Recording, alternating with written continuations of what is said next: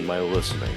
And due to my child's travel baseball tournament, I was able to finish both Necroscope by Brian Lumley, which I'll pop up right here, and the second book in that series, which the review will be coming for that. I need to think about that one a little bit more before I do that. But this is the first one that I finished this weekend, and I'm just going to read you the excerpt on the back because I think that has some good information in it. Dead men tell no tales, except to Harry Keogh, Necroscope, and what they tell him is horrifying.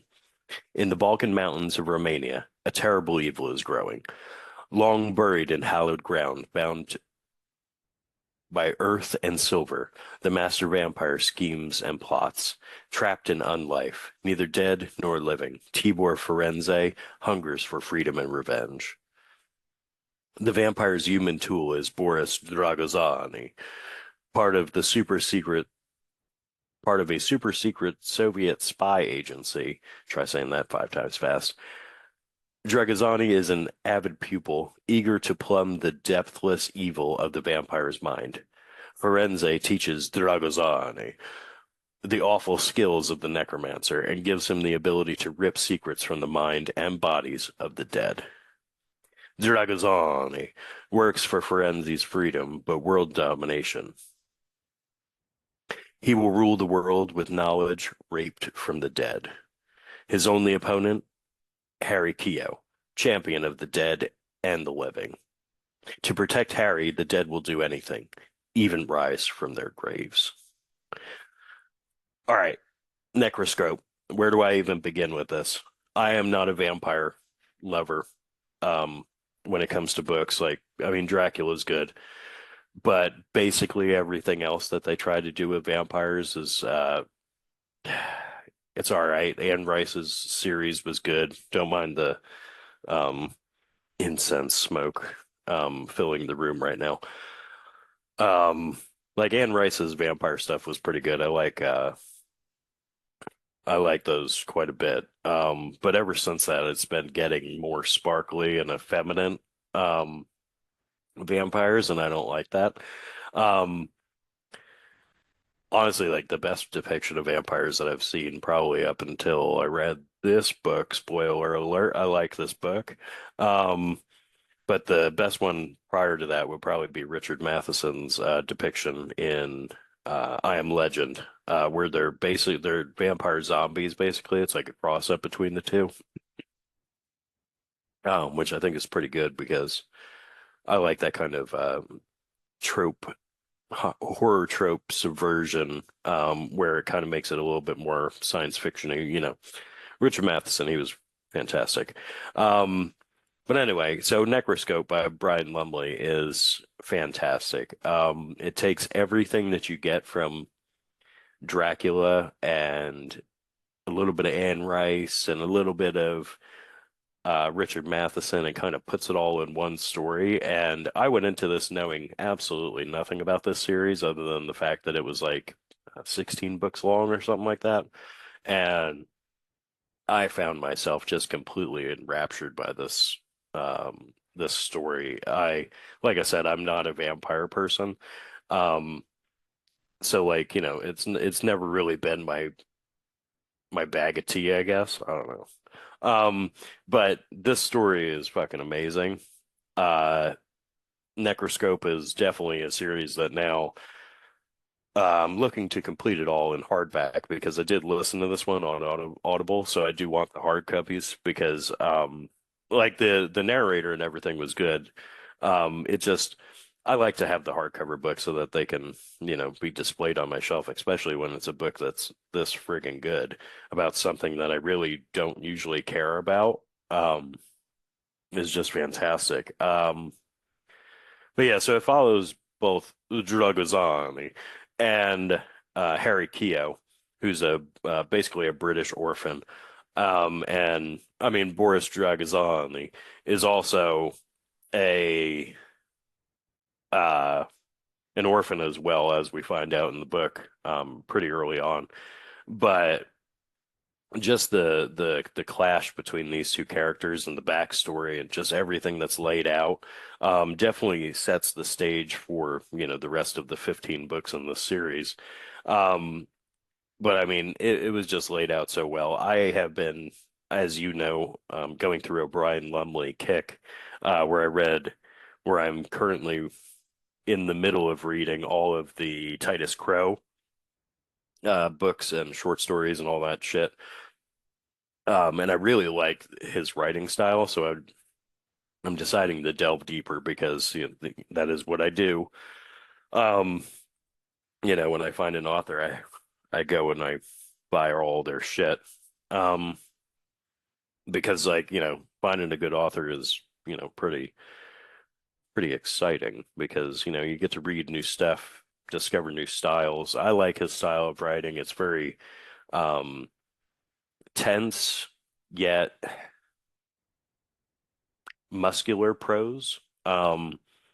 It's definitely something that uh no, everyday readers would grasp onto. It's definitely written with the horror tropes in mind, but yet still making the story unique in and of itself, where it doesn't play on those tropes too much, and a lot of the tropes that are connected to vampires are kind of like myth busted in here. And I love that kind of subversion of mythology versus like, actual abilities and just how that comes about. Because it goes into quite a bit of depth when Boris meets Tibor Firenze, the actual vampire that's stuck in the ground. Um, like it just the amount of detail into the backstory and kind of the lore of vampirism in a as a whole is just fantastic. And I mean, you get such a great build up to the climax of this book, which was just awesome. Um, my only thing that I would say that was bad about this book was right after that climax that you get, and you're like, yeah, this shit's amazing. It does continue for like another four chapters of kind of like a secondary climax. So like it doesn't do the false ending thing that most horror does. Um, it's very distinct that like one storyline ends and then that second climax that you get is like the other storyline, which is like really it's a subplot rather than like Harry and Boris, like they're like the main plot line. So like when that ends, then we go into some tangential kind of side plot that explains like another character that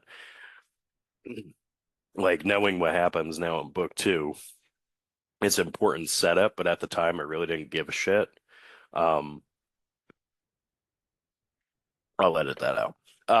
But like the resolution, even after that was like another two chapters of resolution. And I was like, at this point, like you would have just been better ending it and just going into book two because like the resolution stuff, like yeah, it was good information, but it felt a little info dumpy to me. And I'm not really a huge fan of info dumping, especially when there's a book two. And from my understanding, Brian knew that this was going to be at least a three-book series. So like putting that much exposition and info dumping at the end of book one just doesn't really make sense because like you can explain these things in greater detail in a more subtle way in book two if it's needed.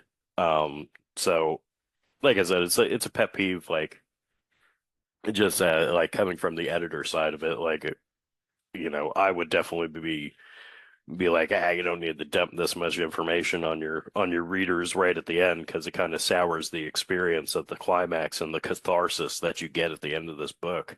Um, but yeah, I mean, this was first published in 1986, so it was a different time.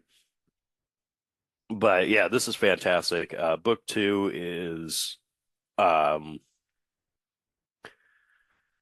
is called Vampiri. Um, Yeah, so like obviously you could tell I love that name Dragazami. It's very Russian sounding, even though he's Romanian. But the audiobook narration had me dying the first time I heard it because that's like exactly how the guy pronounces it, and I was like, oh, I like it. I like it a lot. But yeah, this book is fantastic. So I highly, highly recommend that you get into the Necroscope, at least book one and book two for right now, because that's all I've read.